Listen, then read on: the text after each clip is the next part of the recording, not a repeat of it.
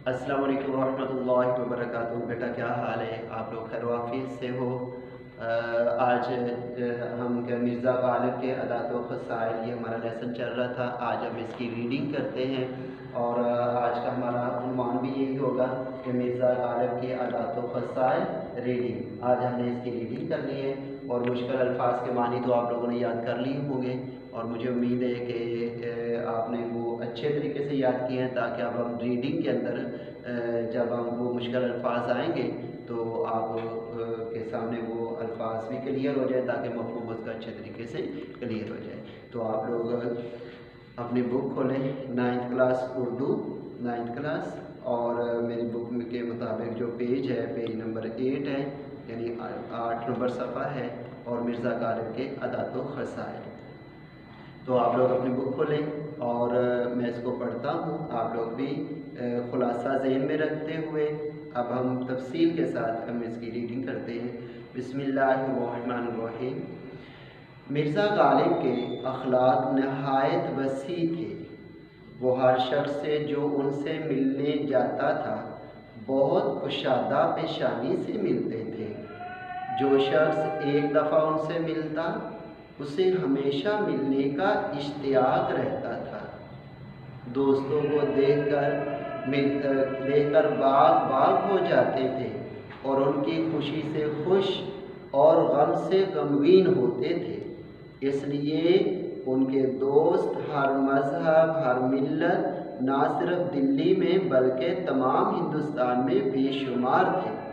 जो खतूत उन्होंने अपने दोस्तों को लिखे हैं उनके एक एक हरफ से माहरो मोहब्बत, गमख्वारी और यगानगत टपकी पड़ती है। तो आप लोगों को याद होगा मैंने इसके माहरो मोहब्बत यानी बहुत ज़्यादा मोहब्बत, गमख्वारी, हमदर्दी, यगानगत, इत्तेहाद, यानी ये मिर्ज़ा गालिब की तहरीरों में ये चीज़ थी।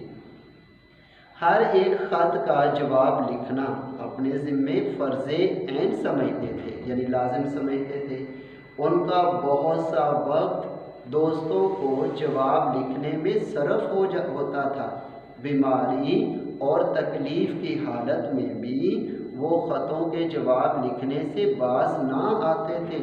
वो दोस्तों की फरमाइशों से कभी तंग दिल ना होते थे। गज़लों की इस्लाह के सिवा और तरह तरह की फरमाइशें उनके बाज़ खालिस व मुखलिस दोस्त करते थे और वो उनकी तकमील करते थे। लोग उनको अक्सर बैरन ख़त भेजते थे, यानी बगैर टिकट के ख़त भेज देना, क्योंकि इसका मतलब ये होता है कि जिसके पास ख़त जाएगा उसको उसकी पेमेंट पे करनी पड़ेगी। मगर उनको कभी नागवार ना गुजरता था। अगर कोई शख्स लिफाफे में टिकट रख कर भेजता तो सख्त शिकायत करते थे। मुरव्वत और लिहाज मिर्ज़ा की तबीयत में बदरजा गायत था, यानी बहुत ज़्यादा था। बावजूद के आखिर उम्र में वो इशार की इस्लाह देने से बहुत घबराने लगे थे। बाई हमा यानी इस वजह से या इस वक्त, इसके बावजूद, ये सारे इसके माना है। बाई हमा इसके बावजूद कभी किसी का कसीदा या गज़ल बगैर इस्लाह के वापस ना करते थे। एक साहिब को लिखते हैं, जहाँ तक हो सका अहबाब की खिदमत बजा लाया और आके इशार देखता था और इस्लाह देता था। अब ना आँख से अच्छी तरह सूझे और ना हाथ से अच्छी तरह लिखा जाए। अगरचे मिर्ज़ा की आमदनी कलील थी मगर हौसला फराग था, बड़ा हौसला था। साइल मांगने वाले उनके दरवाजे से खाली हाथ बहुत कम जाते थे। उनके मकान के आगे अंधे, लंगड़े, लूले और अपाहज मर्द औरत पड़े रहते थे। गदर के बाद, गदर का मतलब मैं अल्फाज मानी में भी बता चुका हूँ। गदर का मतलब 1857 की जंगे आज़ादी, उसको गदर कहा जाता है। गदर के बाद उनकी आमदन कुछ ऊपर 150 रुपये माहवार हो गई थी और खाने पीने का खर्च भी कुछ लंबा चौड़ा ना था। मगर वो गरीबों और मोहताजों की मदद अपनी बसात से ज़्यादा करते थे, इसलिए अक्सर तंग रहते थे। مرزا اپنے دوستوں کے ساتھ جو گردش روزگار سے بگڑ گئے تھے، مطلب ماردار تھے، اب بیچارے غریب ہو گئے، نہایت شریفانہ طور سے سلوک کرتے تھے۔ دلی کے عمائد میں سے ایک صاحب جو مرزا کے دلی دوست تھے اور 1857 کے بعد ان کی حالت سقیم ہو گئی، بیچارے مالدار تھے اب غریب ہو گئے۔ ایک روز چھینٹ کا فرگل یعنی اوور کوٹ جس کو ہم کہتے ہیں، سردی کے موسم میں استعمال ہوتا ہے، تو چھینٹ کا فرگل پہنے ہوئے مرزا سے ملنے آئے۔ مرزا نے کبھی ان کو ملیدہ یا جاموار وغیرہ چوگوں کے سوا، یہ کپڑے اعلیٰ قسم کے جو کپڑے ملیدہ یہ بھی اعلیٰ قسم کا کپڑا، جاموار یہ بھی اعلیٰ قسم کا کپڑا ہوتا تھا، چوگوں کے سوا ایسا حقیر کپڑا پہنے نہیں دیکھا تھا۔ چھینٹ کا فرگل ان کے بدن پر دیکھ کر دل بھر آیا، یعنی بہت پریشان ہوئے۔ ان سے پوچھا، یہ چھینٹ آپ نے کہاں سے لی؟ مجھے اس کی وضع یعنی اس کی بناوٹ بہت ہی بھلی معلوم ہوتی ہے، آپ مجھے بھی فرگل کے لیے یہ چھینٹ منگوا دیں۔ انہوں نے کہا، یہ فرگل آج ہی بن کر آیا ہے، میں نے اسی وقت اس کو پہنا ہے، اگر آپ کو پسند ہے تو یہی حاضر ہے۔ مرزا نے کہا، جی تو یہی چاہتا ہے کہ اسی وقت آپ سے چھین کر پہن لوں، مگر جاڑا یعنی سردی شدت سے پڑ رہا ہے، آپ یہاں سے مکان تک کیا پہن کر جائیں گے؟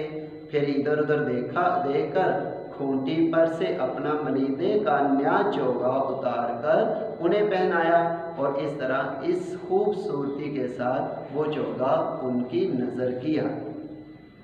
ظرافت یعنی مزاح کرنے میں، ظرافت مزاج میں اس قدر تھی، اگر آپ کو بجائے حیوان ناطق یعنی انسان کو فلاسفہ کی زبان میں انسان کی ڈیفینیشن کی جاتی ہے حیوان ناطق نطق سے بولنے والا حیوان، یعنی جس کی آواز بالکل کلیئر سمجھ میں آتا ہے اس کو ناطق بولتے ہیں، تو یہ فلاسفہ کے ہاں اس کی ڈیفینیشن ہے۔ تو اگر آپ کو بجائے حیوان ناطق کے حیوان ظریف کہا جائے تو بھیجا ہے۔